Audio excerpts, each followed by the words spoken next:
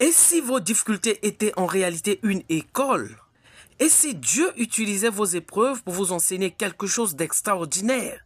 Bonjour bien-aimés dans le Seigneur et bienvenue dans votre émission Rien n'est impossible à Dieu.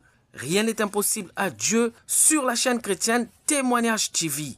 Nous allons voir ensemble comment Dieu transforme nos épreuves en opportunités d'apprentissage et de révélation. Bien-aimés dans le Seigneur, Dieu est tellement merveilleux, il sait sortir l'homme de l'obscurité à la lumière. Même dans les moments difficiles, Dieu seul est capable de te venir en aide. Même quand tu vis dans les moments les plus difficiles, souviens-toi de la fidélité de Dieu dans la souffrance. Aie la foi en Dieu et tu verras sa gloire. Bien-aimé dans le Seigneur, Dieu te connaît plus que toi-même. Ta souffrance, tes pleurs finiront un jour. Parfois, Dieu permet que nous puissions passer par le désert, par la souffrance, par les pleurs, pour nous former à vivre une nouvelle vie pleine de sagesse avec Dieu lui-même. Souviens-toi de Daniel dans la fosse aux lions.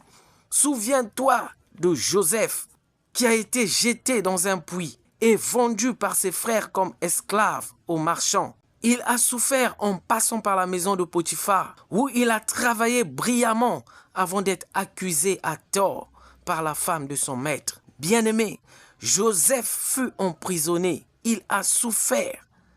Mais Dieu, dans sa grande bonté et sa miséricorde, a fait tout son possible pour sortir Joseph de la prison et le placer comme gouverneur d'Égypte. Mon frère, ma sœur, même quand tu traverses des moments difficiles, souviens-toi que Dieu est fidèle. Il n'oublie pas ses enfants. Dieu a permis que les Égyptiens passent par le désert pour qu'ils comprennent qu'il est l'Éternel Dieu des armées. Bien-aimé, ta souffrance d'aujourd'hui, tes larmes ne te tueront pas. C'est une étape que tu dois franchir en passant par le désert et la poussière avant d'atteindre le sommet de la montagne. Souviens-toi du prophète Élie.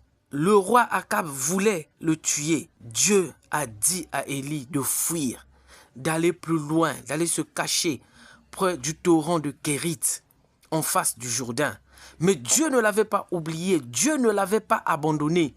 Dans 1 Roi 17, verset 6, il est écrit « Les corbeaux lui apportaient du pain et de la viande matin et soir, et il buvait l'eau du torrent. » Bien-aimé, ce grand témoignage, c'est pour te rappeler aujourd'hui que ta souffrance d'aujourd'hui a une fin.